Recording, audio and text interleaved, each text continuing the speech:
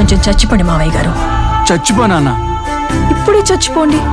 చచ్చిపోనన్నా, మీకు తెలియకుండానే మీ ప్రాణం పోయేలా చేస్తామండి.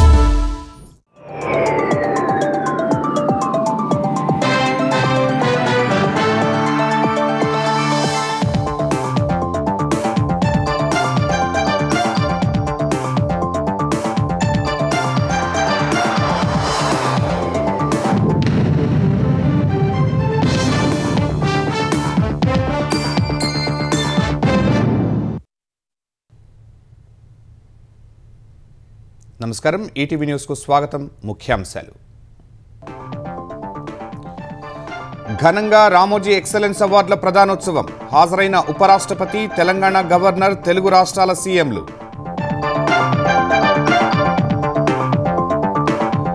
వేరువేరు రంగాల్లో 7గురికి పురస్కారాలు ప్రదానం. ప్రజా సంక్షేమం కోసం కృషి చేసిన వారికి రామోజీ ఎక్సలెన్స్ అవార్డులు.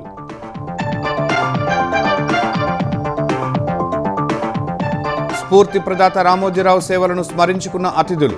ఎక్సలెన్స్ అవార్డులు ప్రారంభించడంపై ప్రధాని హర్షం.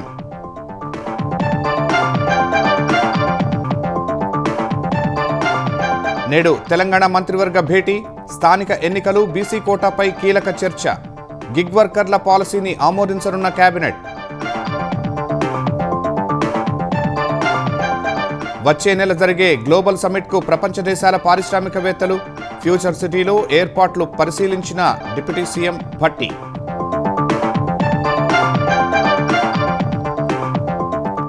ఏపీ మద్యం కుంభకోణంలో బహిర్గతమైన కొత్త కోణాలు. 5,80,00,000 ముడుపుల సొత్తు చోరీ. జప్తునకు సిట్ ప్రయత్నాలు. తిరుమల కల్తీ నెయ్యి కేసులో ముమ్మరమైన దర్యాప్తు. నేడు వైవి సుబ్బారెడ్డి పిఏ చిన్న అప్పన్నను ప్రశ్నించనున్న సిట్ అధికారులు.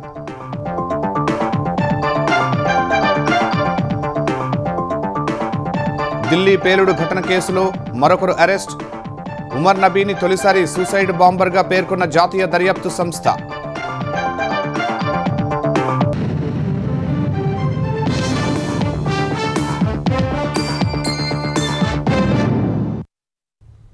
స్థానిక సంస్థల ఎన్నికలు, బీసీ రిజర్వేషన్లపై తెలంగాణ మంత్రివర్గం నేడు కీలక నిర్ణయం తీసుకోనుంది. పాత రిజర్వేషన్లతో ఎన్నికలకు వెళ్లాలా లేదా బీసీలకు 42% రిజర్వేషన్లకు చట్టబద్ధత వరకు వేచి చూడాలా అనే అంశంపై మంత్రివర్గం చర్చించనుంది. గిగ్ వర్కర్ల పాలసీని కేబినెట్ ఆమోదించే అవకాశం ఉంది. స్థానిక సంస్థల ఎన్నికలపై ఎలా ముందుకు వెళ్తారనే అంశంలో తెలంగాణ కేబినెట్ నిర్ణయంపై ఉత్కంఠ నెలకొంది. ఈ మధ్యాహ్నం 3 గంటలకు సచివాలయంలో ముఖ్యమంత్రి రేవంత్ రెడ్డి అధ్యక్షతన కేబినెట్ సమావేశం కానుంది. పాత రిజర్వేషన్ల ప్రకారం ముందుకు వెళ్లాలా లేక బీసీలకు 42% రిజర్వేషన్లపై చట్టబద్ధత వచ్చే వరకు పోరాడాలా అనే అంశంపై మంత్రివర్గం చర్చించనుంది. ఇప్పటికే అనేక మలుపులు తిరుగుతున్న బీసీ రిజర్వేషన్ల పెంపు, స్థానిక సంస్థల ఎన్నికలపై ఇవాళ కేబినెట్ స్పష్టత ఇస్తుందని ప్రచారం జరుగుతోంది. విద్యా, ఉద్యోగాలు సహా స్థానిక సంస్థల్లో బీసీలకు రిజర్వేషన్లు పెంచాలని నిర్ణయించిన రేవంత్ ప్రభుత్వం తెలంగాణ వ్యాప్తంగా కులగణన నిర్వహించింది. కులగణన డేటాను విశ్లేషించిన విశ్రాంత ఐఏఎస్ అధికారి బోసాని వెంకటేశ్వరరావు కమిషన్ స్థానిక సంస్థల్లో కనీసం 42% రిజర్వేషన్ ఇవ్వాలని సిఫార్సు చేసింది.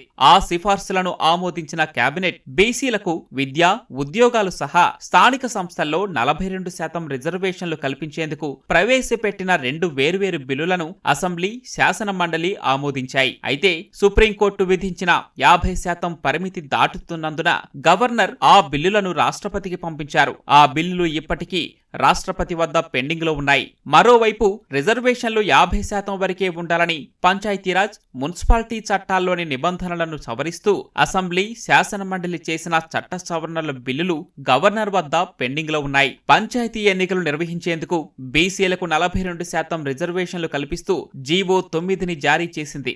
దాని ఆధారంగా పంచాయతీరాజ్ శాఖ రిజర్వేషన్లు ఖరారు చేయగా వాటి ప్రకారం ఎస్ఈసీ షెడ్యూలు ప్రకటించడం చకచకా జరిగిపోయాయి. అయితే జీవో 9పై హైకోర్టు స్టే విధించింది. ప్రభుత్వం సుప్రీంకోర్టుకు వెళ్లినా నిరాశే ఎదురైంది. పాత రిజర్వేషన్లతో ముందుకు వెళ్లవచ్చునని హైకోర్టు, సుప్రీంకోర్టు సూచించాయి. ఈ నెల 3వ తేదీన హైకోర్టులో విచారణ పరిణామాలను పరిగణలోనికి తీసుకుని ఈ నెల 7న భేటీ కావాలని గత మంత్రివర్గం గతంలో నిర్ణయించింది. అయితే హైకోర్టు విచారణను ఈ నెల 24కు వాయిదా వేయటం సహా జూబ్లీహిల్స్ ఉప ఎన్నిక పోలింగ్ ఉన్నందున 7వ తేదీన కేబినెట్ సమావేశం నిర్వహించలేదు. జూబ్లీహిల్స్ సూపర్ ఎన్నిక ముగిసినందున ఇవాళ కీలక నిర్ణయం తీసుకుంటారని భావిస్తున్నారు. అటు గిగ్ వర్కర్ల సంక్షేమం కోసం సిద్ధం చేసిన పాలసీని నేడు కేబినెట్ ఆమోదించే అవకాశం ఉంది. వచ్చే నెల 8-9 తేదీల్లో జరిగే గ్లోబల్ సమ్మిట్కు ప్రపంచవ్యాప్తంగా పారిశ్రామికవేత్తలను పెట్టుబడిదారులను ఆహ్వానిస్తున్నట్టు తెలంగాణ ఉప ముఖ్యమంత్రి భట్టి విక్రమార్క తెలిపారు. పెట్టుబడులకు హైదరాబాద్ అత్యంత అనుకూల ప్రాంతమని, తక్కువ జీతాలకే నైపుణ్యంతో కూడిన మానవ వనరులు ఇక్కడ అందుబాటులో ఉంటాయని చెప్పారు. భారత్ ఫ్యూచర్ సిటీలో నిర్వహించే గ్లోబల్ సమ్మిట్ వేదికను పరిశీలించిన భట్టి ప్రజాప్రభుత్వం 2 ఏళ్ల పాలన పూర్తి చేసుకున్న సందర్భంగా 2047 తెలంగాణ రైజింగ్ విజన్ డాక్యుమెంట్ను ప్రపంచానికి చూపిస్తామని తెలిపారు. భారత్ ఫ్యూచర్ సిటీ హైటెక్స్, గచ్చిబౌలి, దుండిగల్ తదితర ప్రాంతాలను వేదిక కోసం పరిశీలిస్తున్నట్టు చెప్పారు. ఇటీవల దుబాయ్ ఫెస్టివల్ నిర్వహణకు ఒక కొత్త నగరాన్ని దుబాయ్ బయట ప్రాంతంలో ఎంపిక చేసి నిర్వహించారని భట్టి విక్రమార్క వివరించారు. భవిష్యత్తులో అంటే 2047 వరకు తెలంగాణ రాష్ట్ర రైజింగ్ ఏ రకంగా ఉండబోతుంది, ఏ రకంగా ఉండాలి, ఏ రకంగా చేస్తే అంత అద్భుతంగా మనం తయారు చేయగలము, కేవలం దేశంతో కాదు ప్రపంచంతో కూడా పోటీ పడేటట్టుగా ఈ రాష్ట్ర అభివృద్ధి జరగాలనేటువంటి కాంక్షతో ఈరోజు విజన్ 2047 వరకు ఉన్నటువంటి విషయాలన్నింటినీ కూడా ఇక్కడ ప్రజలందరికీ చూపిస్తూ ప్రపంచవ్యాప్తంగా ఉన్నటువంటి పెట్టుబడిదారులందరినీ కూడా తెలంగాణ రాష్ట్రానికి ఆహ్వానిస్తూ ఇక్కడ కొన్ని ఉత్సవాలు జరపాలనేటువంటి ఆలోచనతోనే ఈరోజు రాష్ట్ర ప్రభుత్వం నగరానికి 4 దిక్కులా ఉన్నటువంటి స్థలాల్ని పరిశీలన చేస్తూ ఉన్నాం. కేంద్ర సీసీఐ తీసుకొచ్చిన నిబంధనలు తమకు నష్టాలు కలిగించే విధంగా ఉన్నాయని జిన్నింగ్ మిల్లర్లు వ్యక్తం చేస్తున్న ఇబ్బందులను తెలంగాణ వ్యవసాయ మంత్రి తుమ్మల నాగేశ్వరరావు కేంద్రం దృష్టికి తీసుకువెళ్లారు. ఈ మేరకు జిన్నింగ్ మిల్లర్లు ఇవాళ్టి నుంచి పత్తి కొనుగోళ్లు నిలిపివేస్తామని అల్టిమేటం జారీ చేసిన వేళ కేంద్ర జౌళి శాఖ మంత్రి గిరిరాజ్ సింగ్ కార్యాలయ అధికారులతో తుమ్మల మాట్లాడారు. కేంద్రం తీసుకొచ్చిన L1, L2 నిబంధనలతో జిన్నింగ్ మిల్లర్లు పడుతున్న ఇబ్బందులను అధికారుల దృష్టికి మరోసారి తీసుకువెళ్లారు. వాటిని పరిష్కరించే విధంగా కృషి చేయాలని వ్యవసాయ శాఖ సెక్రటరీని మంత్రి కోరారు. జిన్నింగ్ మిల్లులను వెంటనే ప్రారంభించేలా చర్యలు తీసుకోవాలని విజ్ఞప్తి చేశారు. జిన్నింగ్ మిల్లుల ప్రతినిధులు ఎదుర్కొంటున్న సమస్యలపై ఇప్పటికే కేంద్ర జౌళి శాఖ మంత్రికి, సీసీఐ ఎండీకి లేఖలు రాశామని, అయినప్పటికీ కేంద్రం నుంచి ఎలాంటి స్పందన లేదని గుర్తు చేశారు. ఈ కారణంగా జిన్నింగ్ మిల్లర్లు సమ్మెకు వెళుతున్నారని వారికి వివరించారు. కొనుగోలు పరిమితిని 7 క్వింటాళ్ల నుంచి 12 క్వింటాళ్లకు పెంచే విధంగా ఆదేశాలు ఇవ్వాలని కోరారు. అందుకు సానుకూలంగా స్పందించిన కేంద్ర అధికార బృందం వెంటనే సీసీఐ అధికారులను తప్పనిసరి చర్యలు తీసుకునే విధంగా ఆదేశిస్తామని హామీ ఇచ్చారు. అధికారులతో సమన్వయం చేసుకుంటూ మిల్లర్లు సమ్మె విరమించేలా చూడాలని సూచించారు. రైతుల శ్రేయస్సును దృష్టిలో ఉంచుకుని సమ్మె ఆలోచనలు విరమించాలని మిల్లర్లకు మంత్రి తుమ్మల సూచించారు. వైసీపీ హయాంలో జరిగిన వేల కోట్ల రూపాయల మద్యం కుంభకోణం కేసులో సరికొత్త విషయాలు బయటపడుతున్నాయి. వైసీపీ ముఠా మద్యం డిస్టిలరీ నుంచి వసూలు చేసిన ఓ డెన్లో అట్టపెట్టెల్లో భద్రపరిచిన లంచాల సొమ్ములో 5,80,00,000 చోరీకి గురైనట్లు తెలిసింది. ఈ సొత్తు దోచిన నిందితుల ఒడిశా, హైదరాబాద్లలో పలు స్థిరాస్తులు కొన్నట్లు సిట్ దర్యాప్తులో తేలింది. వాటి జప్తునకు అనుమతి కోరుతూ సిట్ ప్రభుత్వానికి ప్రతిపాదనలు పంపింది. మద్యం డిస్టిలరీల నుంచి వసూలు చేసిన లంచాల సొమ్మును రాజ్కేశిరెడ్డి, టి ఈశ్వర్, కిరణ్ కుమార్ రెడ్డిలు హైదరాబాదులోని పలు డెన్లలో అట్టపెట్టెల్లో భద్రపరిచేవారన్న సిట్ ఈ కేసులో నిందితుడైన సైమన్ ప్రసన్న బావమరిది మోహన్ కొల్లిపురి ఇంట్లో అలాంటి ఓ డెన్ ఏర్పాటు చేసినట్లు వెల్లడించింది. కోట్ల రూపాయల నగదును అక్కడ ఉంచేవారని తెలిపింది. మోహన్ సోదరుడు అనిల్ కుమార్కు కాలు విరగడంతో చికిత్స నిమిత్తం ఆయన్ను తన ఇంట్లోనే ఉంచినట్లు సిట్ తెలిపింది. అనిల్ కుమార్ను చూసేందుకు ఒడిశాలోని కటక్కు చెందిన అతని ప్రియురాలు రష్మితా బెహ్రా మోహన్ నివాసానికి వచ్చినట్లు తెలిపింది. కటక్లో స్పాలు, సెలూన్లు నడిపించే రష్మిత మోహన్ ఇంట్లోకి కోట్ల రూపాయల నగదు రావటం, దాన్ని భద్రపరచడాన్ని గమనించింది. అదంతా అక్రమ సొత్తేనని గుర్తించినట్లు పేర్కొంది. ఆ డబ్బు కొట్టేసినా వారు పోలీసులకు ఫిర్యాదు చేయలేరని భావించి అందుకు ప్రణాళిక వేసినట్లు తెలిపింది. కటక్లో ఉండే తన మరో స్నేహితుడు ఈర్షద్ అహ్మద్కు ఫోన్ చేసి మోహన్ నివాసంలో దాచిపెట్టిన మద్యం లంచాల సొమ్ము కాజేయటానికి పథక రచన వేసినట్లు సిట్ పేర్కొంది. రష్మితా బెహ్రా సూచనల మేరకు 2023 జనవరిలో ఈర్షద్ అహ్మద్ కటక్ నుంచి హైదరాబాద్ వెళ్లారని, అక్కడ నివసించే తమ ప్రాంతవాసి ముబారక్ అలీని కలిశారని సిట్ తెలిపింది. మొత్తంగా 6 సభ్యులు ఓ ముఠాగా ఏర్పడ్డారని 2023 జనవరి 13న మోహన్ ఇంటి వద్ద రెక్కీ నిర్వహించారని పేర్కొంది. మర్నాడు తెల్లవారుజామున 3:30 గంటల సమయంలో రష్మిత బెహ్రా మోహన్ ఇంటి తలుపులు తెరిచి ఉంచగా అందరూ లోపలికి వెళ్లి 6 అట్టపెట్టెల్లో దాచిన డబ్బును ఎత్తుకెళ్లినట్లు సిట్ తెలిపింది. అందులో దాదాపు 5,80,00,000 ఉండగా వాటిని ముబారక్ అలీ ఇంట్లో తొలుత ఉంచగా 2 అట్టపెట్టెలను తను ఉంచుకొని మిగిలిన 4 పెట్టెలను ఇర్షద్ అహ్మద్ కిచ్చినట్లు సిట్ గుర్తించింది. 2 రోజుల తర్వాత ఇంట్లో డబ్బు పోయిందని సైమన్ ప్రసన్న, మోహన్ కొల్లిపురి గుర్తించారని పేర్కొంది. ఈశ్వర్ ఇదే విషయాన్ని కిరణ్ కుమార్ రెడ్డితో చెప్పగా అతను సీసీటీవీ దృశ్యాలను పరిశీలించి రష్మిత బెహ్రాయే చోరీ చేయించినట్లు గుర్తించారని సిట్ తెలిపింది. ఆమె అప్పటికే ఒడిశాకు వెళ్లిపోవడంతో తన పలుకుబడి ఉపయోగించి అక్కడ కేసు పెట్టించారని సిట్ వెల్లడించింది.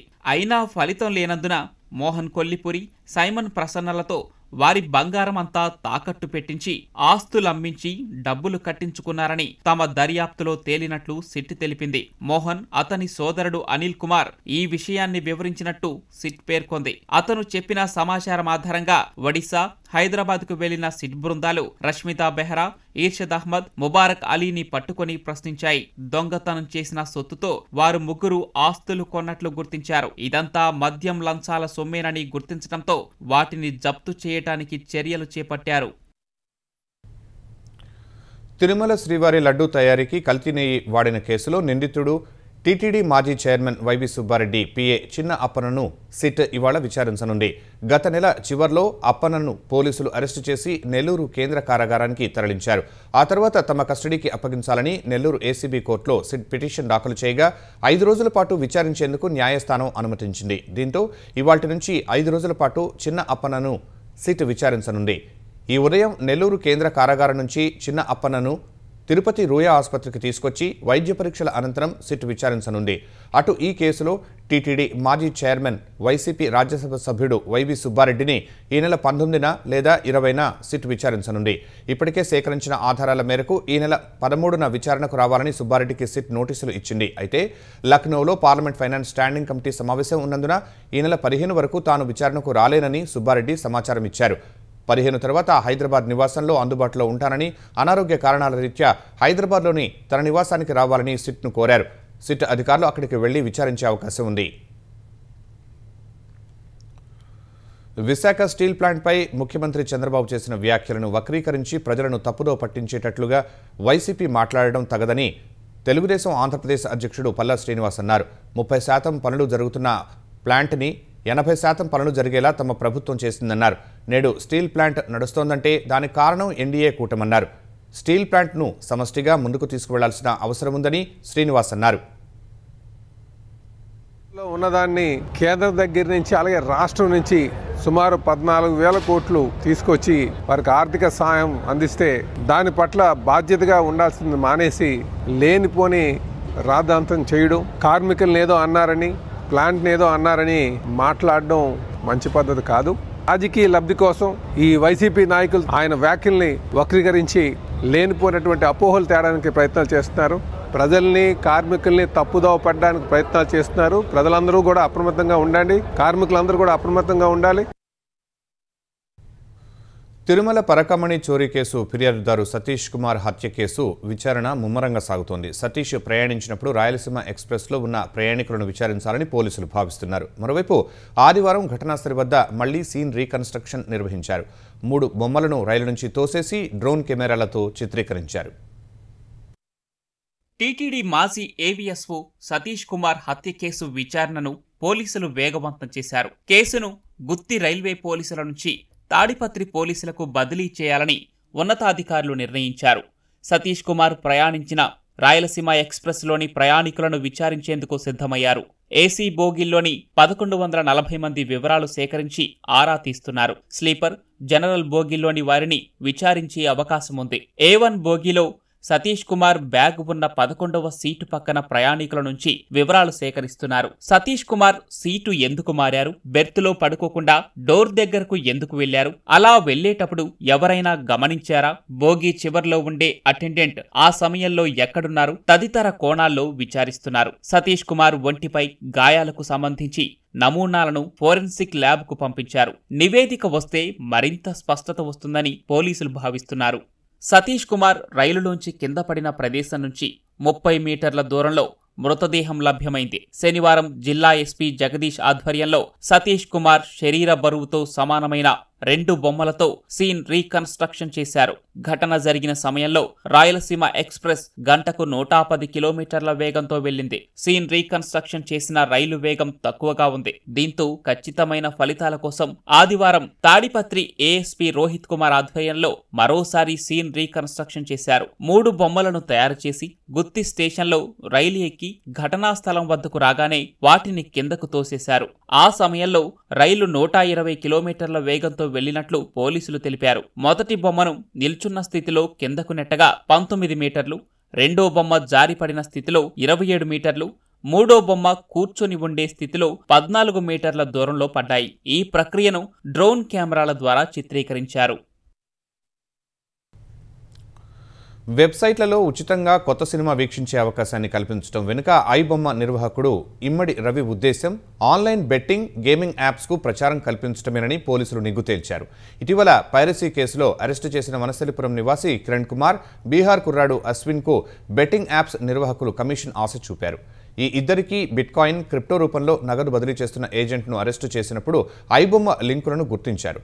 తనకున్న సాంకేతిక పరిజ్ఞానంతో ఇమ్మడి రవి పోలీసుల నుంచి తప్పించుకున్నాడు. అయితే అదే సాంకేతిక ఉచ్చు అతడి చుట్టూ బిగించి పోలీసులు అరెస్టు చేశారు. ఇమ్మడి రవి వెనుక ఉన్న వారి కోసం ఆరా తీస్తున్నారు. నిందితుడి నెట్వర్క్ను ఛేదిస్తే మరింత సమాచారం బయటపడుతుందని పోలీసులు భావిస్తున్నారు. చెంచల్గూడ జైలులో ఉన్న రవిని కస్టడీకి తీసుకునేందుకు ఇవాళ పోలీసులు పిటిషన్ వేయనున్నారు.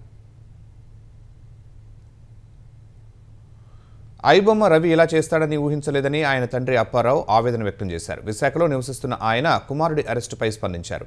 చిన్నతనం నుంచి క్రమశిక్షణగా పెంచామని, మంచి భవిష్యత్తు సాధిస్తాడని నమ్మితే కుటుంబ పరువును రోడ్డున పడేశాడని బాధపడ్డారు. రవి చేసిన తప్పును తాను సమర్థించాలని తండ్రి అప్పారావు స్పష్టం చేశారు. అంతకన్నా ఇక్కడ మీకు మొదలు నేనేం చెప్పలేను. నేను మా కుటుంబానికి మాకు చెడ్డ పేరమ్మా. ఏటి ఇలాంటి పనులు మనం ఎన్నాళ్ళు ఇల్లు బయలుదేరి ఇంట్లో నుంచి బయటికి వెళ్ళారు కాదు. అలాంటిది ఈదుల పాలు అయిపోయాము. దేనికోసం అయిపోయామమ్మా? ఇప్పుడు ఒక పని చేసిన అలాంటి పని చేసినప్పుడు ఏదో రోజు దొరికిపోతాం, పోలీసులు పట్టుకుంటారు. ఈ గతి వస్తుంది మాకు అని తెలియాలి కదా. ప్రభుత్వ పనితీరుకు జూబ్లీహిల్స్ ఉప ఎన్నిక ఫలితాలు నిదర్శనమని అన్ని వర్గాల ప్రజలు తమ వెంటే ఉన్నారని తెలంగాణ రెవెన్యూ శాఖ మంత్రి పొంగులేటి శ్రీనివాసరెడ్డి తెలిపారు. భద్రాద్రి జిల్లా ఇల్లందులో పర్యటించిన మంత్రి గత ప్రభుత్వం హయాంలో అసంపూర్తిగా నిలిచిన 2 పడక గదుల ఇళ్ల నిర్మాణాలను పరిశీలించారు. గత ప్రభుత్వం కమిషన్ల కోసం కాళేశ్వరం కట్టింది కానీ పేదలకు ఇళ్ల నిర్మాణాలు చేపట్టలేదని ఆరోపించారు. తెలంగాణ వ్యాప్తంగా 1,00,000 ఇళ్లు పునాది స్థాయిలో ఉన్నాయని, వాటిని తాము బాధ్యత తీసుకుని పూర్తి చేస్తామని మంత్రి పేర్కొన్నారు. మరో 3 విడతల్లో తెలంగాణ వ్యాప్తంగా పట్టణాలు, పల్లెల్లో అర్హులైన వారందరికీ ఇందిరమ్మ ఇళ్లను కేటాయిస్తామని పొంగులేటి వెల్లడించారు. సుమారు 1,00,000 ఇళ్లు వారు ఆ మొండి గోడలతో పిల్లర్లతో దర్శనమిస్తున్నాయి. అటువంటి వాటిని అన్నిటినీ ఈ ప్రభుత్వంలో పూర్తి చేసే కార్యక్రమాన్ని చేపట్టాం. 100కి 100%. ఇది కారుకూతలు కూసే పార్టీ కాదు, ఇది మాటలు చెప్పే పార్టీ కాదు. పేదవాడికి ఇస్తానని చెప్పిన మాట ప్రకారం ఎవరు ఎన్ని గగ్గోలు పెట్టినా, అరుపులు పెట్టినా పేదవాడికి ఇస్తానన్న ప్రతి కార్యక్రమాన్ని పేదవాడికి అందించి తీరుతాం. హైదరాబాద్లో నిర్మితం అవుతున్న ఫ్లైఓవర్లను త్వరగా పూర్తి చేయాలని కేంద్ర మంత్రి నితిన్ గడ్కరీకి ఎంపీ ఈటల రాజేందర్ విజ్ఞప్తి చేశారు. 1 కోటికి పైగా ఉన్న జనాభాతో పాటు నిత్యం వచ్చిపోయేవారి మరో 1/2 కోటి మంది ప్రజలతో నగరం రద్దీగా ఉంటుందని ఆయన పేర్కొన్నారు. నాగ్పూర్లో కేంద్ర మంత్రిని కలిసిన ఎంపీ ఈటల హైదరాబాద్లో నిర్మాణంలో పలు అభివృద్ధి పనులను ఆయన దృష్టికి తీసుకువెళ్లారు. నగరంలో ఆఫీసులో పనిచేసే సమయం కంటే రోడ్లపై ట్రాఫిక్లో ఇరుక్కుపోయే సమయమే ఎక్కువగా ఉందంటూ ప్రజలు వాపోతున్నారని ఈటల రాజేందర్ ఆందోళన వ్యక్తం చేశారు. పెరుగుతున్న జనాభాకి అనుగుణంగా మౌలిక వసతులు కల్పించడంలో ప్రభుత్వాలు తగిన జాగ్రత్తలు తీసుకోవాల్సిన అవసరం ఉందన్నారు. వరంగల్ హైవేలో నిర్మిస్తున్న ఉప్పల్ ఫ్లైఓవర్, నిజామాబాద్ హైవేలో నిర్మిస్తున్న కొంపల్లి ఫ్లైఓవర్ పనులు వేగవంతం చేయాలని, అందుకు తగిన చర్యలు తీసుకోవాలని కేంద్ర మంత్రిని కోరినట్లు ఈటల వెల్లడించారు. ప్రజా సమస్యలు తెలుసుకుని ఎప్పటికప్పుడు ప్రభుత్వం దృష్టికి తీసుకెళ్లి పరిష్కరించేందుకే జాగృతి జనంబాట కార్యక్రమం చేపడుతోందని తెలంగాణ జాగృతి అధ్యక్షురాలు కల్వకుంట్ల కవిత అన్నారు. జనంబాట కార్యక్రమంలో భాగంగా హైదరాబాద్ నుంచి శాతవాహన ఎక్స్ప్రెస్లో ఖమ్మం జిల్లా మధ్యరకు కవిత చేరుకున్నారు. సామాన్య ప్రజలను కలుస్తూ వారి సమస్యలు పరిష్కరించే దిశగా పోరాటం చేయటమే జాగృతి ధ్యేయమని కవిత పేర్కొన్నారు. సాధారణ బోగీలో ప్రయాణం ద్వారా ప్రయాణికులు ప్రజల కష్టాలను తెలుసుకున్నట్లు వెల్లడించారు. ప్రజలేమైనా సమస్యలు ఉంటే తన దృష్టికి తీసుకురావాలని ప్రజలకు కవిత పిలుపు ఇచ్చారు. బంగ్లాదేశ్ మాజీ ప్రధాని షేక్ హసీనాపై దాఖలైన హత్యా నేరం కేసుల్లో ఇవాళ తీర్పు వెలువడనుండగా రాజధాని ఢాకా సహా పలు చోట్ల హింసాత్మక ఘటనలు చోటు చేసుకున్నాయి. బంగ్లాదేశ్ వ్యాప్తంగా పలు ప్రాంతాల్లో ఆందోళనకారులు కార్లకు నిప్పంటించారు. చెట్లను అడ్డుగా పెట్టి ఓ జాతీయ రహదారిపై రాకపోకలకు ఆటంకం కలిగించారు. రోడ్లపైకి పెద్ద ఎత్తున చేరి ఆందోళనలు చేశారు. ఈ నేపథ్యంలో బంగ్లాదేశ్లోని యూనుస్ ప్రభుత్వం సైన్యం, పోలీసులతో పాటు బోర్డర్ గార్డులను రంగంలోకి దించింది. ఎవరైనా ప్రాణహాని తలపెట్టేలా ఆందోళనలు చేస్తే వారిపై కాల్పులు జరపొచ్చని పోలీసులను ఆదేశించింది. విద్యార్థుల ఆందోళనలతో అనూహ్య రీతిలో ప్రధాని పదవికి రాజీనామా చేసిన షేక్ హసీనా గత ఏడాది ఆగస్టు 5న బంగ్లాదేశ్ను వీడి భారత్కు వచ్చారు. నాటి నుంచి ఆమె ఢిల్లీలోని ఓ రహస్య ప్రదేశంలో నివసిస్తున్నారు. అప్పుడప్పుడు సోషల్ మీడియా వేదికగా పలు జాతీయ మీడియాలకు ఇంటర్వ్యూలు ఇస్తున్నారు. ఢిల్లీ ఎర్రకోట సమీపంలో జరిగిన కారు బాంబు పేలుడు ఘటనకు సంబంధించి జాతీయ దర్యాప్తు సంస్థ ఎన్ఐఏ మరొకరిని అరెస్టు చేసింది. ఈ పేలుడు ఘటనలో ఆత్మాహుతి చేసుకున్న డాక్టర్ ఉమర్ నబీతో కలిసి కారు బాంబుకు కుట్ర పన్నారనే ఆరోపణలపై అమీర్ రషీద్ అనే వ్యక్తిని ఎన్ఐఏ అరెస్టు చేసింది. అమీర్ రషీద్ పేరుపై కారు రిజిస్టర్ అయినట్టు ఎన్ఐఏ గుర్తించింది. ఢిల్లీ పోలీసుల నుంచి కేసును తీసుకున్న తర్వాత భారీ సెర్చ్ ఆపరేషన్ నిర్వహించి నిందితుడిని అదుపులోకి తీసుకుంది. జమ్మూ కశ్మీర్లోని పాంపూర్ సాంబూరా నివాసి అయిన అమీర్ రషీద్ ఉమర్ నబీతో కలిసి ఉగ్రదాడికి కుట్రపడినట్టు ఎన్ఐఏ దర్యాప్తులో తేలింది. పేలుడుకు వినియోగించిన కారును కొనుగోలు చేసి ఉమర్ నబీకి ఇచ్చేందుకు నిందితుడు ఢిల్లీకి వచ్చినట్టు తెలిసింది. ఎర్రకోట సమీపంలో పేలుడుకు పాల్పడిన ఉమర్ నబీని తొలిసారి సూసైడ్ బాంబర్గా ఎన్ఐఏ అభివర్ణించింది. ఈ ఘటనకు సంబంధించి ఇప్పటివరకు 73 మందిని విచారించిన ఎన్ఐఏ ఇందులో ఉగ్రదాడిలో గాయపడ్డవారు ఉన్నట్టు తెలిపింది. ఉగ్ర కుట్రకు సంబంధించిన కేసును ఛేదించేందుకు పలు రాష్ట్రాల్లో ఎన్ఐఏ విస్తృత సోదాలు చేస్తోంది. నవంబర్ 10న ఎర్రకోట మెట్రో స్టేషన్ సమీపంలో జరిగిన కారు బాంబు విస్ఫోటనంలో 13 మంది ప్రాణాలు కోల్పోయారు, పలువురు గాయపడ్డారు.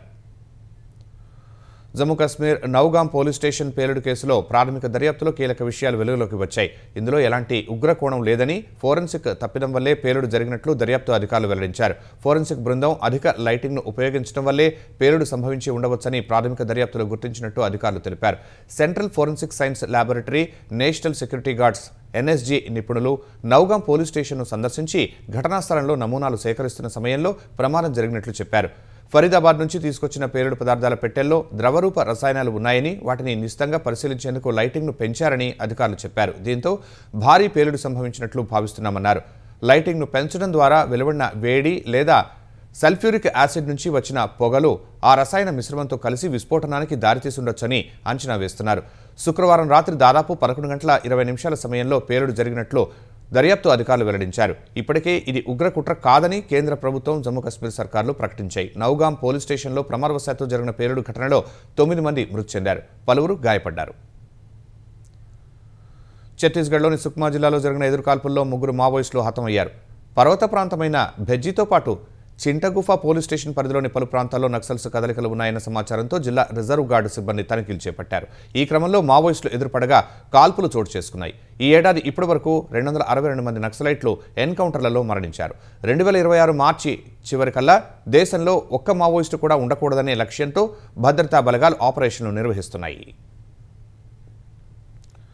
ముంబై అహ్మదాబాద్ బుల్లెట్ రైలు ప్రాజెక్టులో పనిచేస్తున్న ఇంజనీర్లు తమ అనుభవాలను ఎప్పటికప్పుడు నమోదు చేయాలని ప్రధాని నరేంద్ర మోదీ సూచించారు. తద్వారా భవిష్యత్తులో ఈ తరహా ప్రాజెక్టుల అమలు సమయంలో ఎంతో ఉపయుక్తంగా ఉంటాయని పేర్కొన్నారు. బుల్లెట్ ట్రైన్ ప్రాజెక్టులో భాగంగా గుజరాత్లోని సూరత్లో నిర్మిస్తున్న స్టేషన్లో ఇంజనీర్లు, ఇతర సిబ్బందితో ప్రధాని మోదీ భేటీ అయ్యారు. పనుల పురోగతిని ఆరా తీశారు. ఇందుకు సంబంధించిన వీడియోను ఎక్స్ వేదికగా ప్రధాని పోస్ట్ చేశారు. బుల్లెట్ రైల్ ప్రాజెక్టులో పొందిన అనుభవాలను నమోదు చేసి బ్లూ బుక్లా సంకలనం చేస్తే భవిష్యత్తులో పెద్ద ఎత్తున ఈ తరహా ప్రాజెక్టులను తీసుకొచ్చే విషయంలో దేశం నిర్ణయాత్మకంగా ముందుకు వెళ్లగలదని ప్రధాని మోదీ వ్యాఖ్యానించారు. భారత్ పదే పదే ప్రయోగాలు చేయకుండా గత నమూనాల నుంచి నేర్చుకున్న విషయాలను ప్రతిబింబించాలని చెప్పారు. ఈ ప్రాజెక్టు ఎటువంటి ఇబ్బందులు లేకుండా సజావుగా ముందుకు సాగుతోందని ప్రధాని మోదీకి సిబ్బంది తెలిపారని పీఎంఓ ఓ ప్రకటనలో పేర్కొంది. రేపటిని దర్శించే దార్శనికుడు, భావితరాలకు కలలు కనడం నేర్పిన స్వాప్నికుడు, పట్టుదల, పరిశ్రమ, విశ్వసనీయతే ఆ కలల్ని సాకారం చేసుకునే మార్గాలని చాటిన కృషీవలుడు రామోజీరావు. దేశాన్ని, సమాజాన్ని, ప్రజల జీవితాల్ని మెరుగుపరచాలనే మహత్తర సంకల్పమే ప్రతి అడుగులో రామోజీరావును అనితర సాధ్యుడిగా నిలిపింది.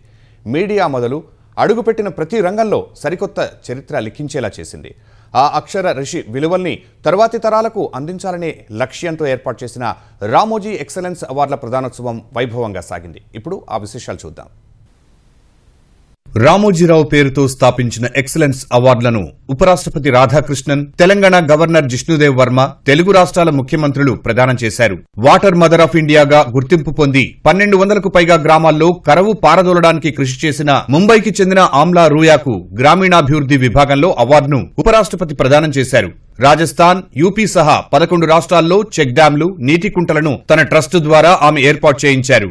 యువ పారిశ్రామికవేత్తగా రాణిస్తున్న శ్రీకాంత్ బొల్లా యూత్ ఐకాన్ అవార్డును ఉపరాష్ట్రపతి చేతుల మీదుగా అందుకున్నారు. మచిలీపట్నం సమీపంలోని సీతారామపురానికి చెందిన పారిశ్రామికవేత్త శ్రీకాంత్ పుట్టుకతో అంధత్వం ఉన్న అద్భుత ప్రతిభతో రాణిస్తున్నారు.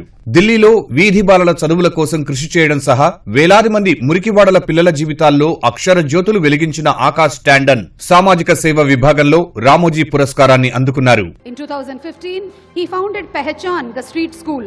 What began with 5 volunteers and 10 children is now 10 centers across Delhi NCR with hundreds of volunteers and over 1,000 children learning every day. With 5,000 young lives impacted and a 94% board exam success rate, Pehchan builds confidence, character and opportunity, while its works in women's skill, health and hygiene uplift entire communities for creating this volunteer-led movement of hope. పల్లెసీమల్లోనే భారతీయ ఆత్మ ఉంటుందని విశ్వసించే రామోజీరావు ఆలోచనలతో మారుమూల గ్రామాల్లో సమస్యలను ప్రభుత్వాల దృష్టికి తీసుకెళ్లి పరిష్కారాలు చూపిన జైదీప్ హార్దికర్ కు జర్నలిజం విభాగంలో రామోజీ పురస్కారం ప్రదానం చేశారు. For over 25 years he has travelled across India's heartland, listening, documenting and bringing forward the lives of the unseen and unheard. Through his distinctive storytelling, he has illuminated rural realities, given dignity to struggle and hope. His pen bridges people and policy, empathy and action. An author, chronicler, mentor and above all a humanist, he inspires generations to see journalism as a service. Ramoji Rao విలువలకు తగినట్లుగా ఆయన పేరుతో ఏర్పాటైన కళలు, సాంస్కృతిక విభాగంలో అవార్డును Nannaya university తొలి గిరిజన మహిళా వైస్ ఛాన్సలర్ ప్రసన్నశ్రీ అందుకున్నారు. Satyapati Prasanasri has given voice and identity to long marginalized communities by creating alphabets from 19 Indian tribal languages. A distinguished scholar and tribal linguist, she has dedicated her life to safeguarding India's cultural essence. Now serving as the Vice Chancellor of Adikavi Nannaya University, she is the first woman in the world to develop scripts for millions of tribal language speakers. A Nari Shakti Puraskar awardee, her work blends scholarship with empathy and tradition with modernity, ensuring languages endure and cultures thrive. Impact and dialogue foundation ద్వారా బాలికలు, మహిళల అక్రమ రవాణాపై పోరాటం చేస్తున్న పల్లభి ఘోష్ మహిళా సాధికారత విభాగంలో అవార్డును స్వీకరించారు. అసోంకు చెందిన పల్లభి ఘోష్ మహిళా హక్కుల కోసం సుదీర్ఘకాలంగా ఉద్యమిస్తున్నారు. She has rescued over 10,000 survivors and supported more than 75,000 women and girls through education, counseling and livelihood. Recognized globally for her courage and empathy, she continues to inspire many for her extraordinary contribution to human rights, women empowerment and social transformation.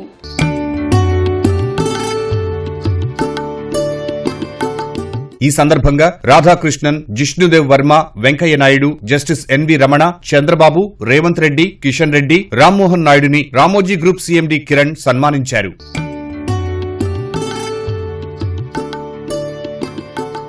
వేడుకలకు హాజరైన ప్రముఖులకు CMD Kiran చిన్న కుమార్తె దివిజ ధన్యవాదాలు తెలిపారు.